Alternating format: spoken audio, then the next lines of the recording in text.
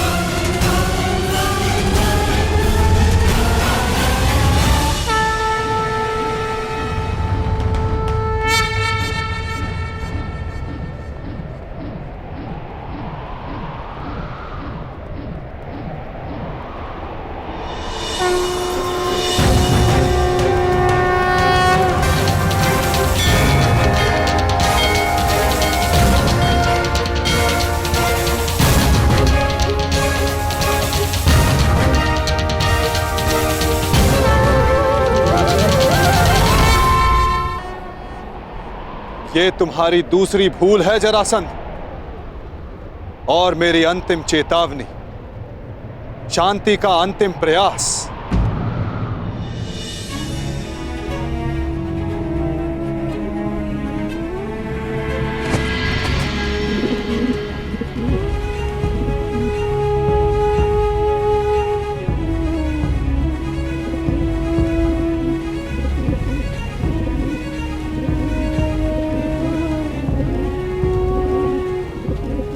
सुन रहे हो जरासंध? ये अबोध भी कह रहा है कि शांति रखो। इसके स्वर के बीच के विराम की शांति अनुभव करो जरासंध।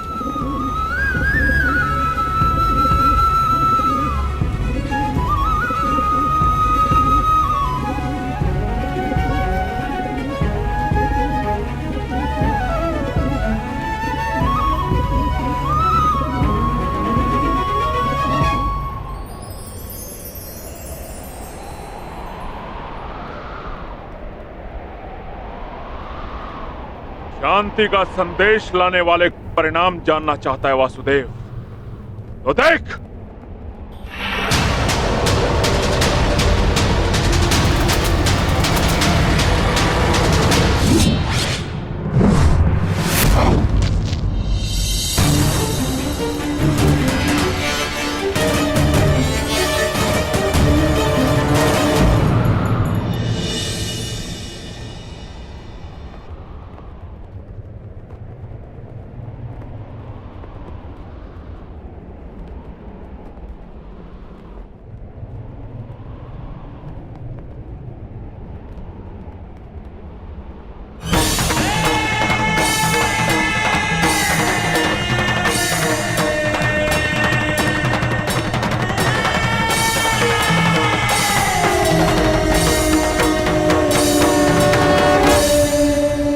मैं संधि प्रस्ताव लाया।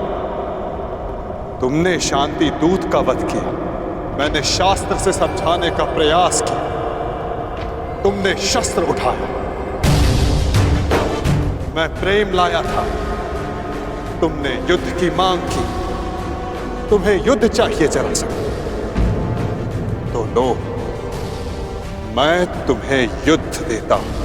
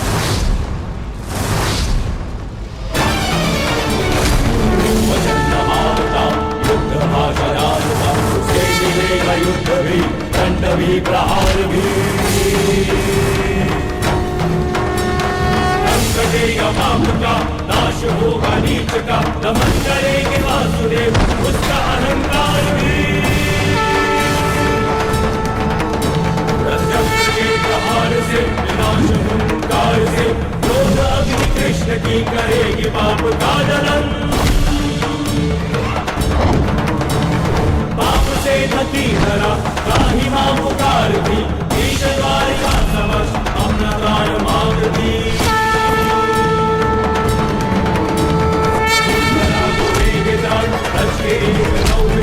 भूमिशाई करके पाप को सजेगी आरती भूमिशाई करके पाप को सजेगी आरती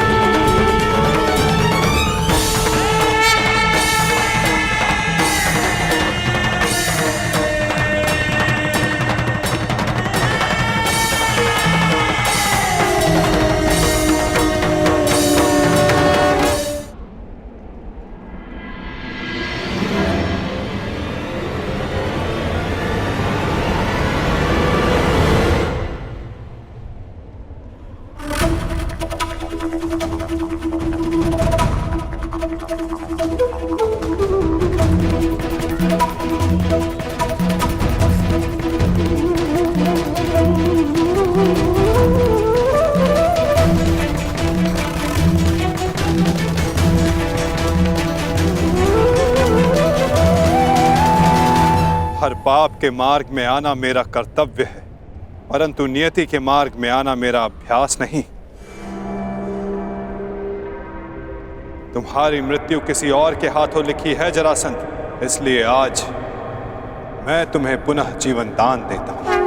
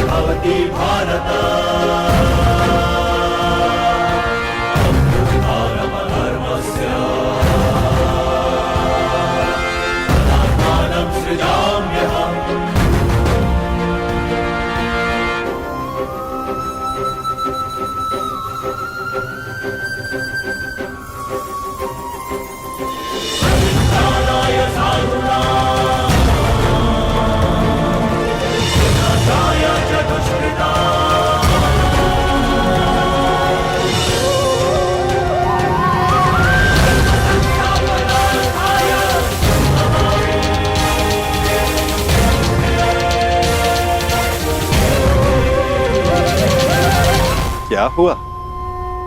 युद्ध में सम्मिलित होने आए थे ना? युद्ध नहीं किया? आपने मुझे विकल्प चुनने को कहा, परंतु अवसर नहीं दिया। अब अनुभव हुआ कि मुझे यहां युद्ध में सम्मिलित होने के लिए नहीं,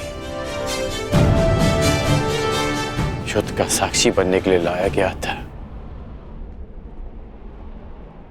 अनगिनत जरासंधों से भरे इस संसार में एक कर्ण से वार्तालाप करके अच्छा लगा। तुम अब भी भ्रम के पार देख सकते हो कर्ण। युद्ध समाप्त हुआ और तुम्हारे वचन पूर्ति का उपकर्म भी।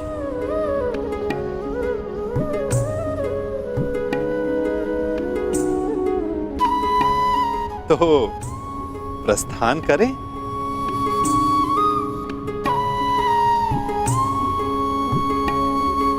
रुकिए।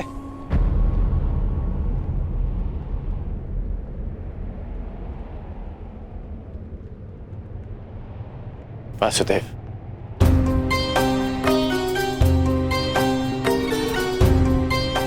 अपने आप नटवर हैं और ना मैं रथी,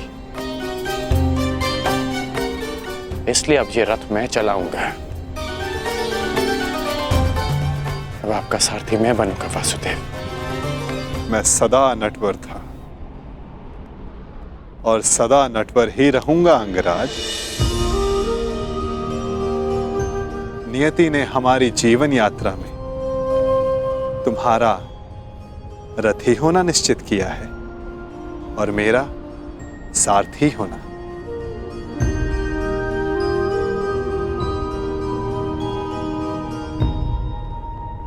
जो मन में है कह डालिए अंगराज। युद्ध ना कर पाने का खेद है?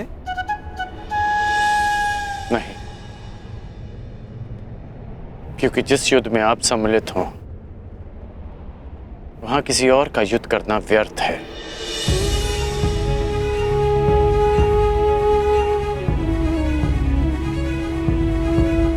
नियति के चक्र को कौन समझ पाया है कर्ण? कौन जाने वो दिन आए कि हम दोनों युद्ध में सम्मिलित हों और मैं सम्मिलित होकर भी शस्त्र ना उठाऊं।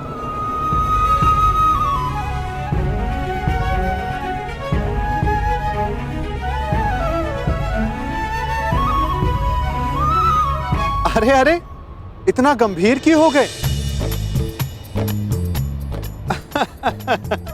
मेरी हर बात पर विश्वास करोगे तो छले जाओगे, और यदि मेरी हर बात पर अविश्वास करोगे तो अधिक छले जाओगे। अब सोचने में ज्यादा समय व्यर्थ मत करो कर्ण, रथ पर बैठो। क्या अब भी कोई यात्रा शेष है?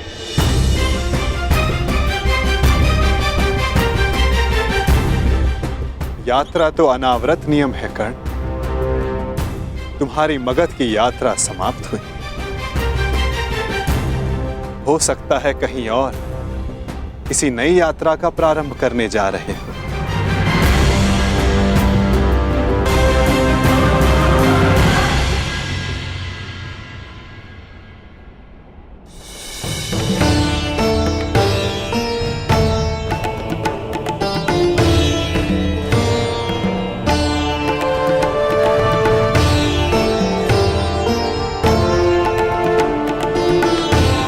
यात्रा मंगलकारी हो पुत्रों।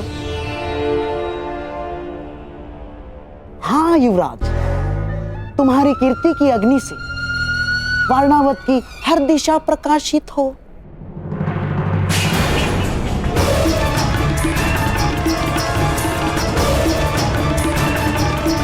पहना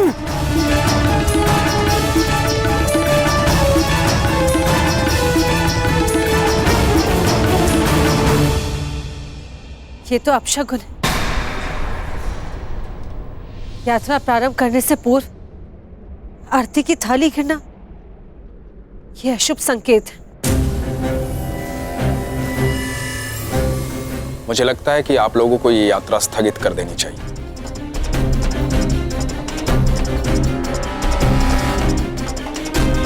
शास्त्रों में लिखा है, किसी भी शुभ मुहूर्त में कोई विघ्न आए तो उसे टालना ही उचित है। भ्राता विदुर कह रहे हैं तो यात्रा स्थगित ही कर देनी चाहिए।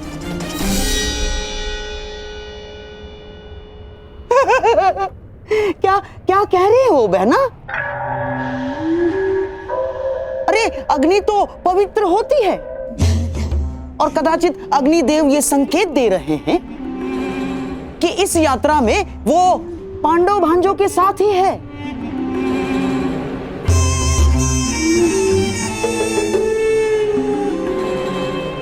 परंतु महामंत्री आप तो स्वयं नीति कुशल हैं। वारणावतवासी युवराज युधिष्ठिर की प्रजा है, और वहां उनके और बहन कुंती के सत्कार में विशेष प्रबंध कर दिए गए हैं। और अब यदि यह यात्रा स्थगित हुई तो न केवल प्रजा का उत्साह भंग होगा, बल्कि प्रजा में यह संदेश भी जाएगा कि युवराज युधिष्ठिर केवल एक अपशकुन के भय से अपने कर्तव्य से पीछे हट गए ना।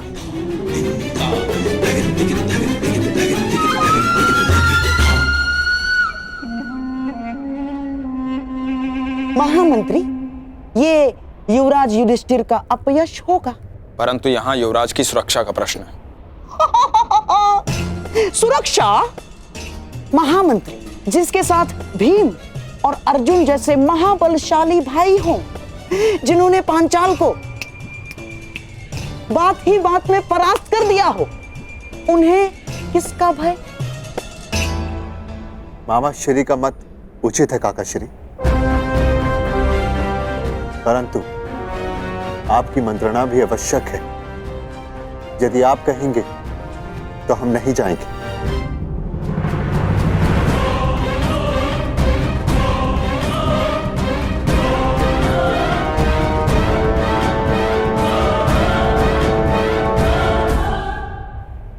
आज्ञा है काकाश्री। ठीक है युवराज, आप प्रस्थान करें।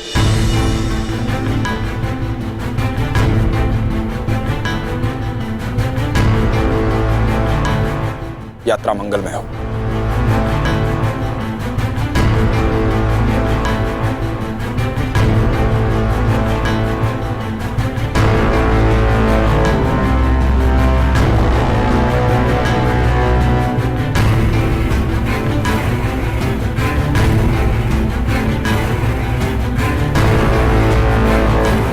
चलिए माताश्री।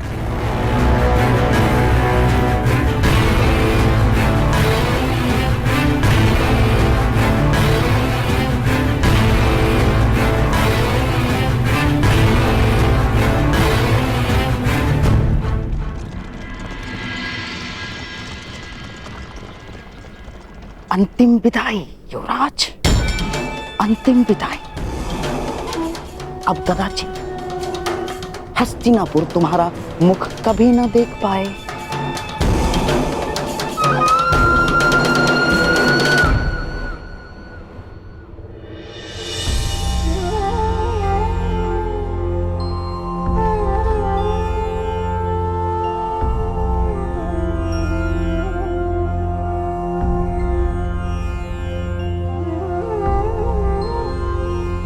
वासुदेव,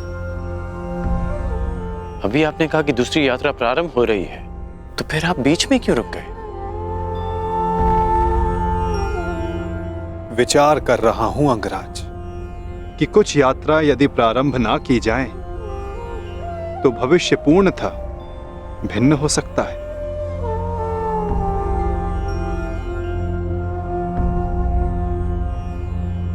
मैं आपकी ये पहेली भी समझ नहीं पाया।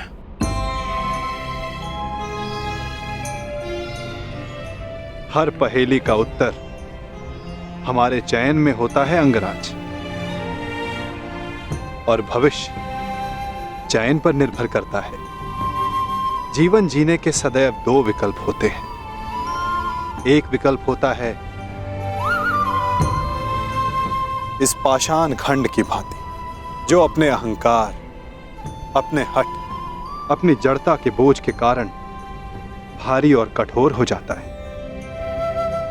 जो ना अपना चुना हुआ मार्ग बदलता है और ना ही अपने विचार। उसका प्रारब्ध इस पाषाण खंड की तरह होता है।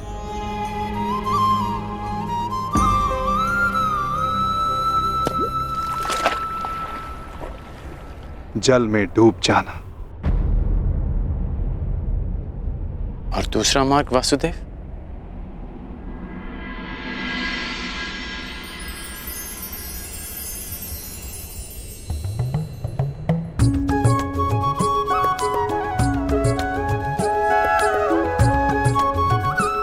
भक्ति मार्ग, इस मोर पंख की भांति हल्का, जो वायु के वेग में बहता है।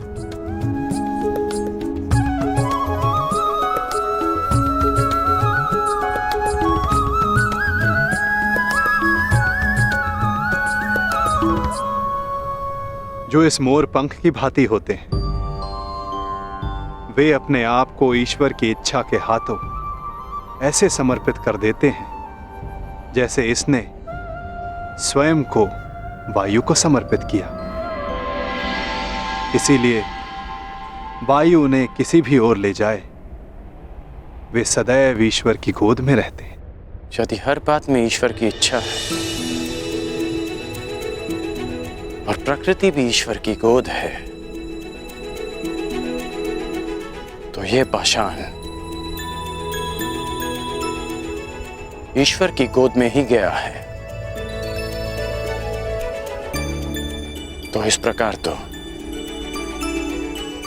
ये दोनों मार्ग एक ही हुए ना वासुदेव? पाषाण हो या पंख, वायु के साथ बहें या जल में मग्न हो जाएं, रहना तो ईश्वर के साथ ही है।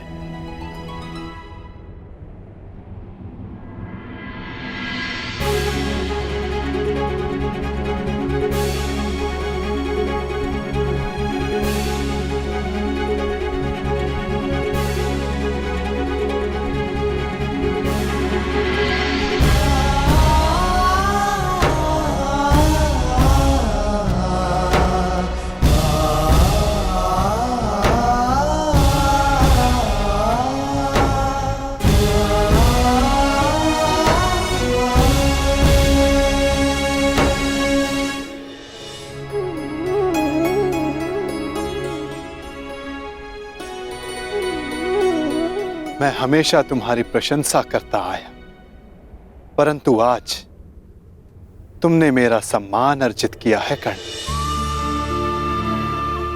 तुमने वो समझ लिया जिसका ज्ञान पाने में ऋषि मुनि अपना सारा जीवन बिता देते हैं। कोई पाषाण खंड नहीं, कोई मोर पंख नहीं। यदि कुछ महत्वपूर्ण है तो कर्म और कर्म के परिणाम।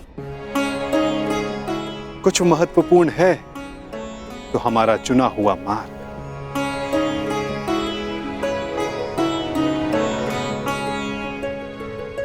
बहुत ज्यादा सोचते हो अंगराज, बहुत समय भी व्यर्थ करते हो।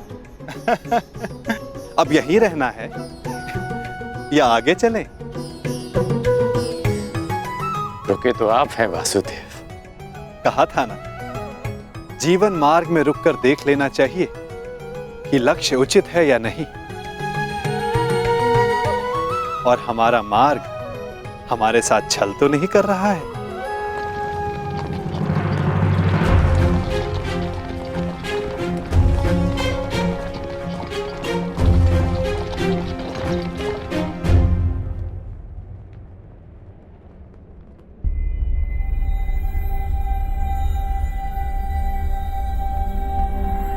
ये दो रथ क्यों वासुदेव?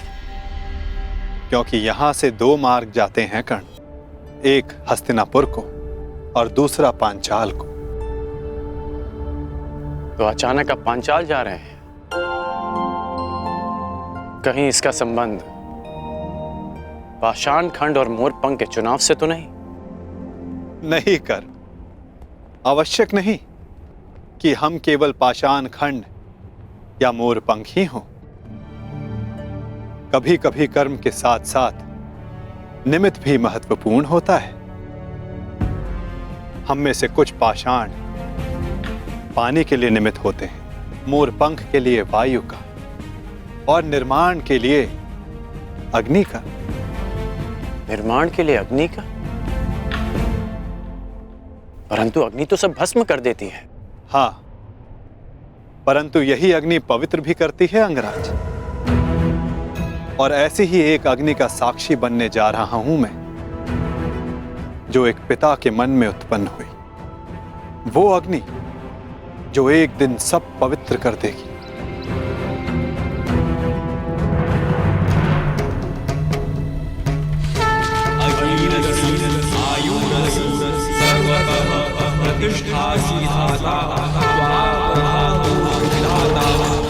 हमारे प्रतिशोध की अग्नि शांत करने के लिए दो अतिथि शीघ्र प्रस्तुत होंगे द्रौपद।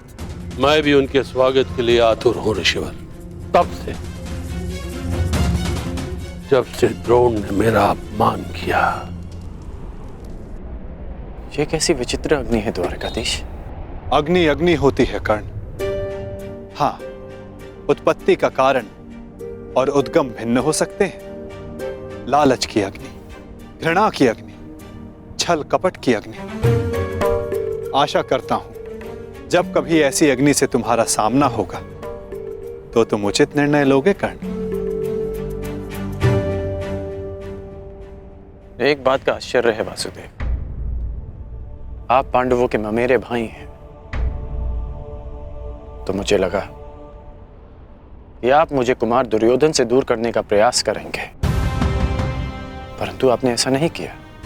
क्योंकि सारथी का कार्य केवल मार्ग दिखाना होता है अंगराज, चयन तो रथ ही करेगा। फिर भी यदि समय आने पर चुनाव करना पड़ा तो किसका चुनाव करोगे अंगराज?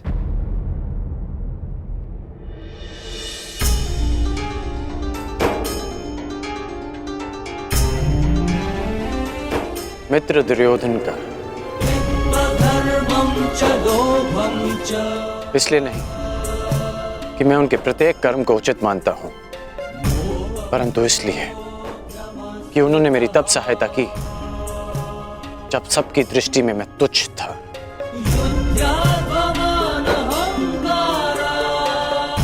मैं पाषाण होने का विकल्प चुन चुका हूं, क्योंकि जल रूपी निमित्त बनकर दुर्योधन ने मुझे संभाला।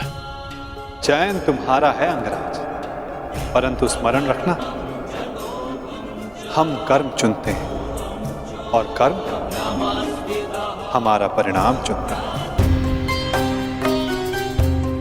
और कुपक्ष में होने से कुपरिणाम भोगने की संभावना अधिक होती है कर्ण। तब भी मैं मित्र दुर्योधन को ही चुनूंगा। प्रणिपात वासुदेव।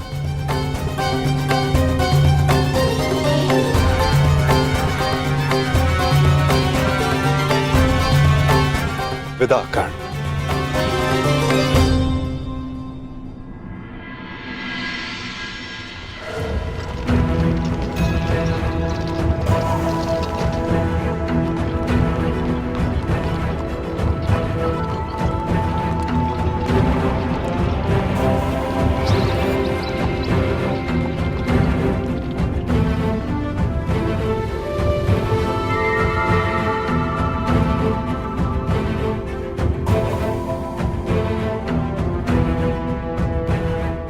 अति सुंदर। विश्वास नहीं होता कि भ्राता दुर्योधन आपको इतनी सुंदर भेंट दे सकते हैं। समय के साथ सब बदलता है अनुज। खट्टी कैरी भी समय के साथ बदलकर मीठा आम बन जाती है। अनुज, दुर्योधन को भी दूसरा अवसर अवश्य मिलना चाहिए।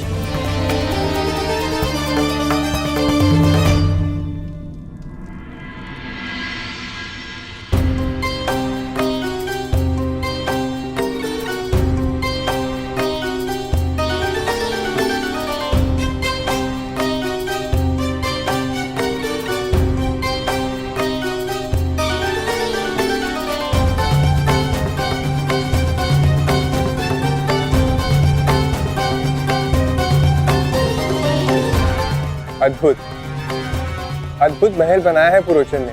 समझ में नहीं आता ये वास्तविक भवन है या भ्रम।